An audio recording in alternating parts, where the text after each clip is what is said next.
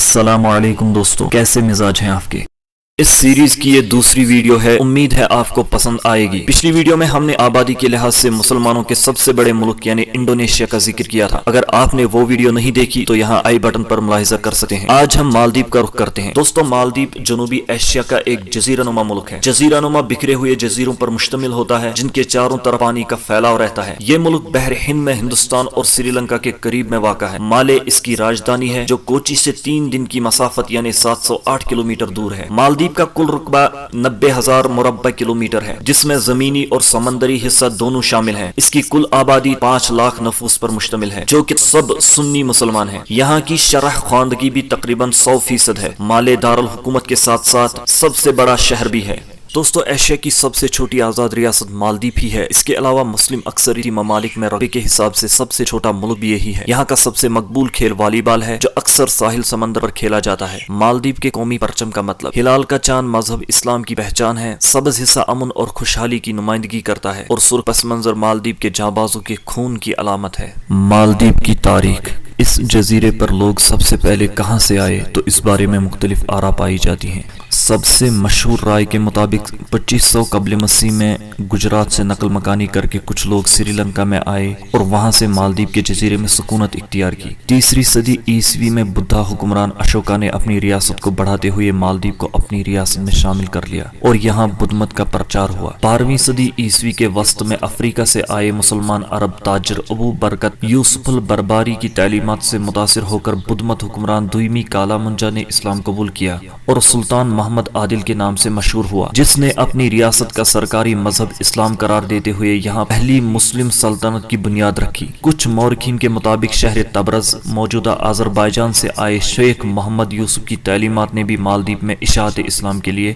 اہم کردار ادا کیا۔ مالدیپ میں شرعی قوانین نافذ ہیں اور اسلام ریاستی مذہب ہے۔ 2008 میں آئین میں ایک ترمیم کے ذریعے مالدیپ میں اسلام کے تشخص کو بہتر بنانے اور اسلام کے نام پر ہونے والی کسی بھی شر پسندی کو روکنے کے لیے صرف اسلام کے حقیقی پیروکاروں یعنی امن پسند لوگوں کو قومیت دینے پر اتفاق کیا گیا۔ 10 سال کی عمر سے شرعی قوانین کی حدود شروع ہو جاتی ہیں۔ منشیات کے خلاف سخت قوانین موجود ہیں اور ان کی سزا 7 سال کے بچے پر بھی لاگو ہوتی ہے۔ ان اقدامات کی وجہ سے مالدیپ میں شرح جرم بہت کم ہے۔ مالدیپی عوام کا اسلامی تعلیمات سے لگاؤ کا اندازہ اس بات سے لگایا جا سکتا ہے کہ وہاں اسلامی کیلنڈر کے مطابق 1 ربیع الاول کو قومی دن اور ہر سال 1 ربیع الثانی، جس روز مالدیپ کے بدھ مت بادشاہ نے سب سے پہلے اسلام قبول کیا، کو قبول اسلام ڈے کے طور پر منایا جاتا ہے۔ مالدیپ میں مساجد کی تعمیر اور تزئین و آرائش پر خاص توجہ دی جاتی ہے، جن میں سب سے بڑی اور پرانی مسجد جمعہ مسجد ہے اور موجودہ خوبصورت تخلیق گرینڈ مسجد جو دارالحکومت مالی میں پائی جاتی ہے، جس کے اوپر نصب سونے کا گنبد دور ہی سے قابل دید ہوتا ہے۔ غیر ملکی تسلط۔ پرتگالی اقتدار۔ 1581 عیسوی میں مالدیپ جزائر پر پرتگالیوں نے قبضہ کر لیا تھا، لیکن مسیحیت کی تبلیغ کچھ کام نہیں آئی۔ پرتگالی فوج نے سلطنت پر قبضہ کرتے ہوئے یہاں کے حکمران علی ششم کو قتل کر کے کاہلو محمد ایک ظالم مالدیپی کو تخت پر بٹھا دیا۔ سری لنکائی اقتدار۔ 17ویں صدی عیسوی میں ڈچ فوج نے اس علاقے پر قدم جمائے اور حکومت پر براہ راست قبضہ کیے بغیر انتظامی امور کو اپنے کنٹرول میں لے لیا۔ ڈچ حکومت اور مالدیپ کی مقامی حکومت میں جلد ہی اچھے سفارتی تعلقات قائم ہو گئے جو اگلی 2 صدیوں تک قائم رہے۔ ویلندیزی یعنی ڈچ حکمران سری لنکا کے بھی حاکم تھے اور بدھ کے ماننے والے تھے۔ 18ویں صدی عیسوی کے اختتام میں انگریزوں نے اس سلطنت سے ڈچ انتظامیہ کا خاتمہ کیا۔ برطانوی اقتدار۔ 1887 میں ایک معاہدے کے تحت برطانیہ کو براعظم پاک و ہند کے ساتھ مالدیپ کا بھی حکمران تسلیم کیا گیا، تاہم مشنری کوششوں کے باوجود تبدیل مذہب کی کوئی کوشش کامیاب نہیں ہوئی۔ آزاد جمہوریہ۔ 20ویں صدی کے اوائل میں دنیا میں ہونے والی تبدیلیوں اور مختلف نو آبادیات میں آزادی کی جدوجہد نے برطانوی سامراج کو کمزور کر دیا، جس کی وجہ سے برطانیہ مالدیپ میں پروٹیکشن ایگریمنٹ سے دستبردار ہوا اور 25 جولائی 1965 کو برطانیہ نے اس معاہدے کے ساتھ کہ وہ ایئر بیس استعمال کرے گا مالدیپ کو آزاد کر دیا۔ 1 جنوری 1953 کو مالدیپ آزاد جمہوریہ قرار پایا۔